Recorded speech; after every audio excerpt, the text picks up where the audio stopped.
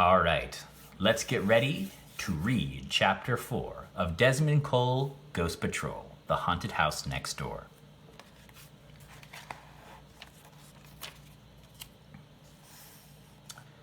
Chapter 4, A Hand in the Night. That night, we ordered pizza for dinner and had a picnic on the living room floor. Most of our plates were still in boxes, and we were too tired to find them. "We'll save Mrs. Cole's lasagna for tomorrow," Mom said, and I secretly smiled. After dinner, I went to bed earlier than usual. As I walked into my bedroom, I tapped the wall like Desmond had done. Nothing happened. I laughed to myself. What did I think was going to happen? Then I heard it. Tap, tap, tap. I covered my mouth with my hand and stood still, listening hard. I waited, as stiff as a statue. But the wall was quiet. Finally, I let myself breathe again. It's just my imagination, I thought. Not only that, I was dog-tired. I climbed into bed and read a few pages of my favorite book, but even that couldn't keep me awake. I fell fast asleep with the lights on. I was freezing when I woke up. My eyes popped open, and I looked around the pitch-black room. I wasn't even sure where I was at first. Then I remembered. I was in my new room. But why is it colder than outer space, I thought, and who turned off the lights?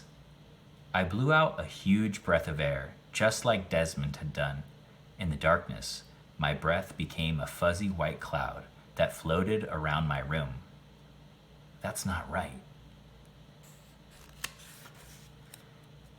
So I did Desmond's next trick. I put my finger to my mouth and then held it up. Bright blue sparks shot out of my finger and shock waves ran through my body. The lights started flashing by themselves, and when I saw my reflection in the mirror, I looked like a bolt of lightning had hit my head. I sat there in bed, frozen with fear. That's when I heard a creaking sound coming from the walls. I dove under the covers. They were my only protection. Then something touched me. It was a hand. "Andres?" Mom's voice was soft. I peeked from under the blanket, and my heart skipped a beat. Mom was standing over my bed. She sat down. "You were having a bad dream." She picked the book off my bed and put it on the night table. Then she leaned over and kissed me on the forehead. "Go back to sleep, and I'll turn off the light." "Okay," I said. "Good night, Mom." "Good night, Mio." Sure, it's embarrassing that my mom had to tuck me in like a little kid, but after those crazy things happened, I did not mind at all.